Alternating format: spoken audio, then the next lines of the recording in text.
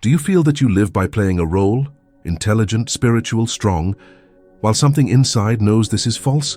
Who in you is speaking all the time? And why does that voice die when you become silent? This video didn't come to teach you anything. It came to remind you, and that hurts. Rumi did not speak to please the ego. He crushed illusion so the soul could breathe. The problem isn't lack of practice, study, or technique. The rupture is simple and cruel. You confuse the voice that comments on your life with who you are. The ego sells itself as you. The soul observes. Today you will feel this difference in the body, not in thought. And if this reached you, it wasn't by accident. The soul recognizes when someone stops lying to themselves. You are not lost.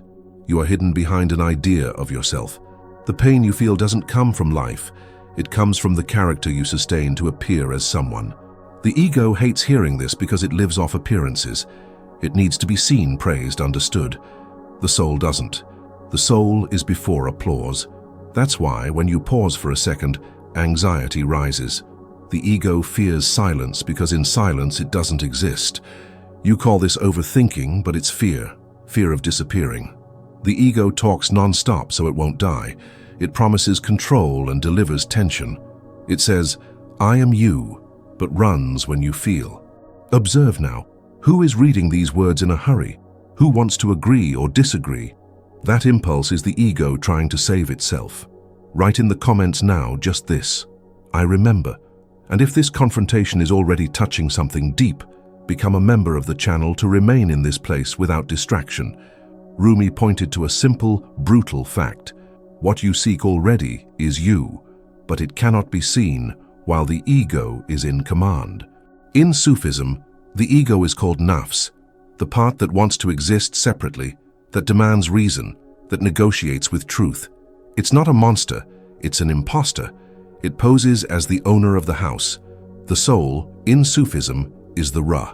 It doesn't speak loudly, doesn't argue, doesn't prove anything. It recognizes. You try to improve the ego. You meditate to feel better. You learn to feel safe. You spiritualize to feel special. All of this is the ego changing clothes. Rumi didn't teach how to decorate the ego.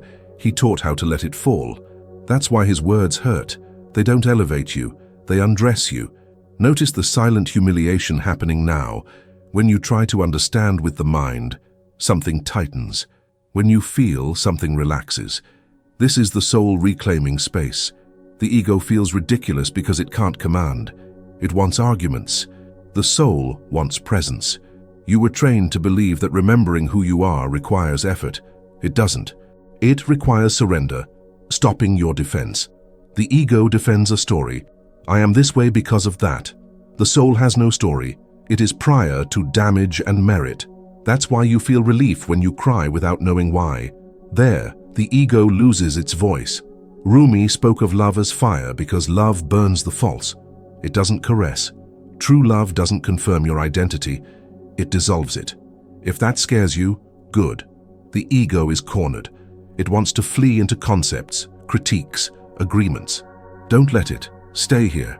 Now something practical and immediate. Stop following the commenting voice. Don't fight it. Don't try to silence it. Just don't obey it. The voice says, "This is strange. This isn't for me. This is exaggerated." Don't argue. Return to sensation in the body. The ego lives in the head. The soul recognizes itself in feeling. Want a sign that this is real? When the ego loses space, a causeless calm appears. Not euphoria, sobriety. It's simple. Rumi pointed to this simplicity as returning home. It's not a new place. It's what remains when the lie grows tired. And here is the truth the ego hates. You don't need to become anyone.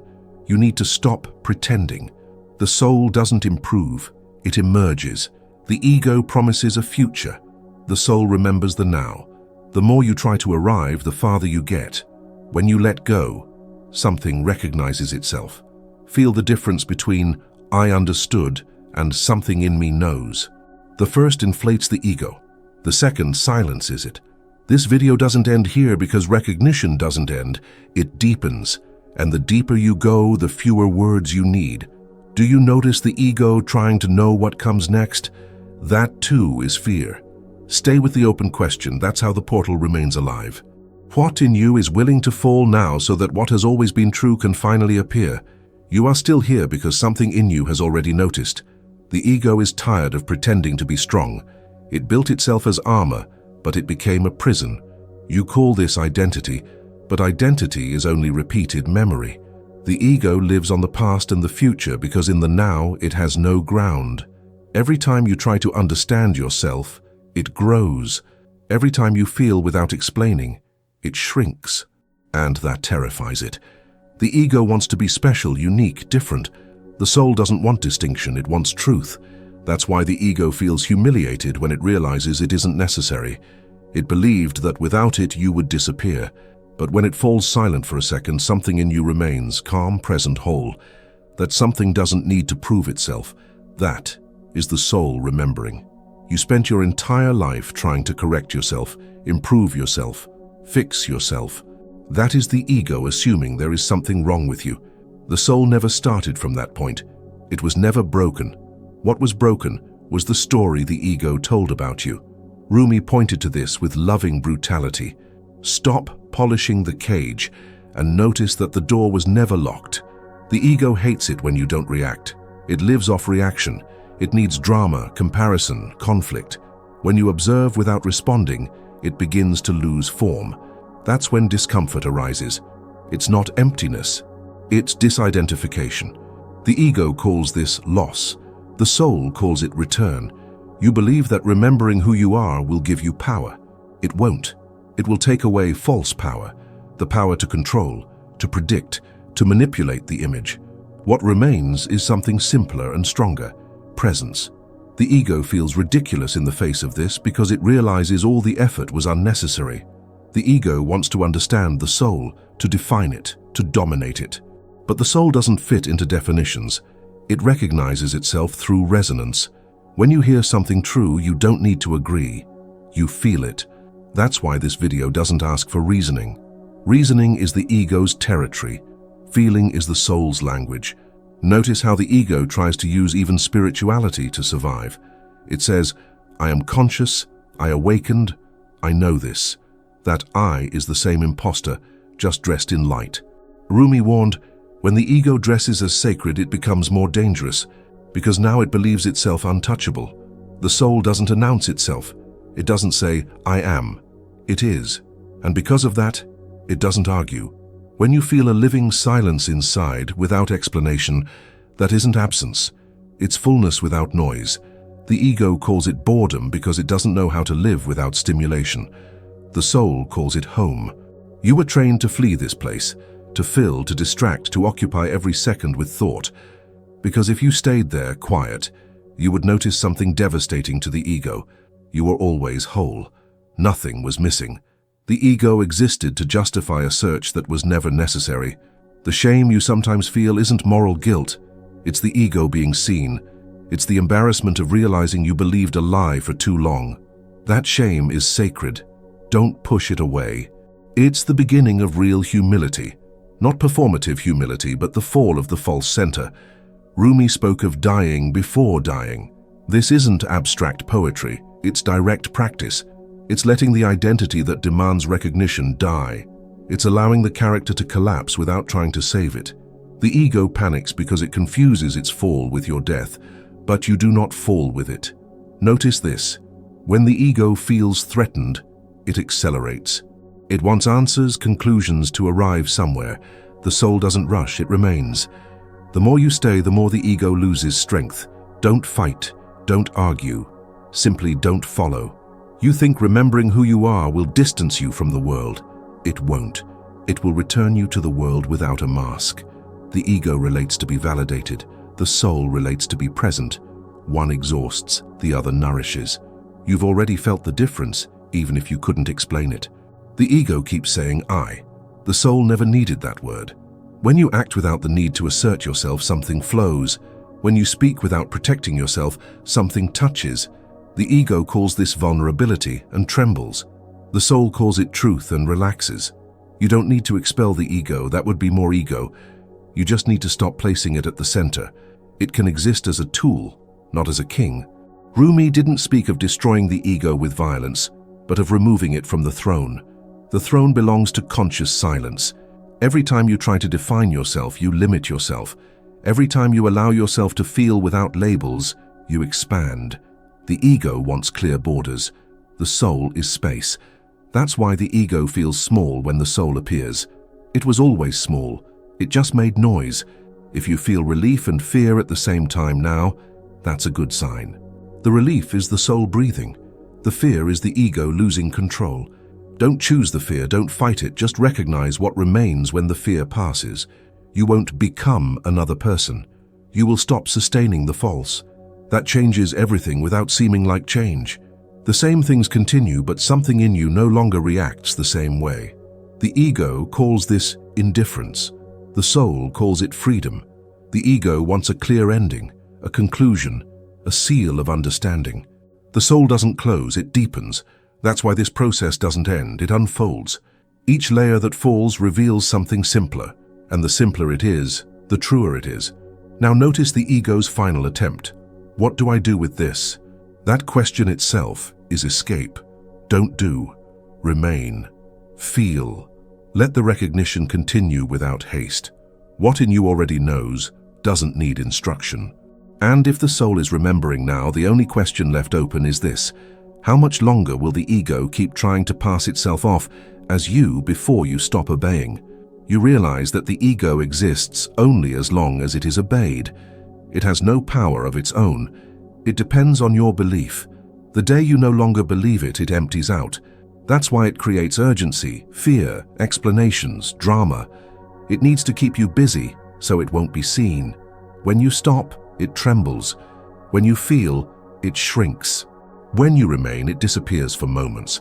The ego wants to convince you that without it you don't function, that without control you will collapse.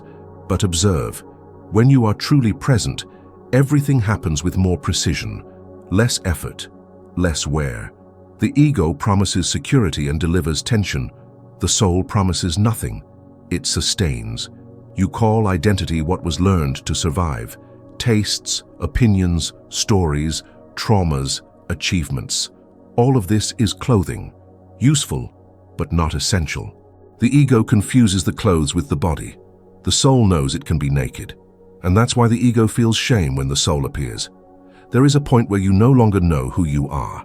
That point is not a crisis, it is a portal.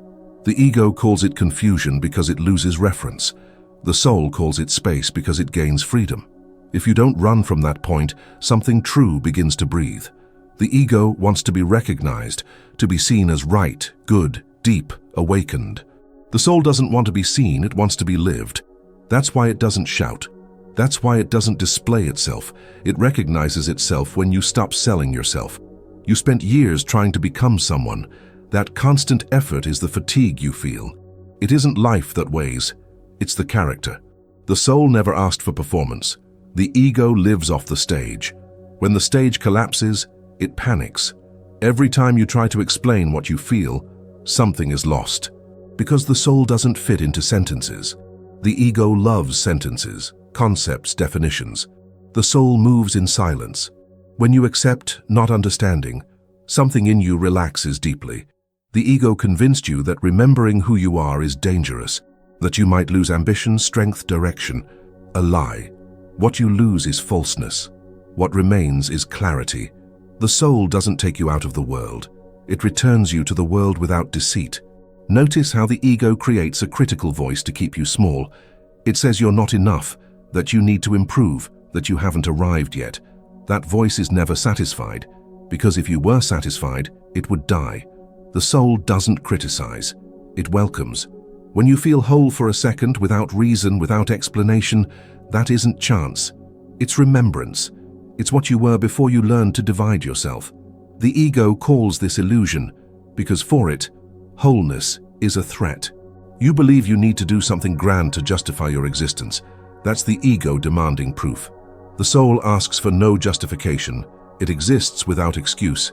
When you feel this, anxiety loses its footing. The ego lives in time. It uses past and future as weapons, guilt and expectation. The soul lives now, not as an idea, but as felt presence. That's why the ego hates the now. Here, it doesn't rule. When you grow quiet inside, the ego calls it emptiness. But it isn't emptiness. Dead space. Space without noise, without demand, where you don't need to be anything. That space is the soul's home. You try to protect yourself all the time, from pain, rejection, failure. The ego lives on defense. The soul doesn't defend itself. It trusts, not because the world is safe, but because it is whole. There is a strange sadness that appears when the ego begins to fall. It isn't depression. It's grief. Grief for the false identity, for the story you believed was you. Don't run from this sadness. It cleanses. The ego wants control, wants to know the next step, wants guarantees. The soul doesn't negotiate with the future, it walks. When you feel this, haste diminishes. Desperation loses force. You don't need to expel thoughts. That would be more control, just don't follow them.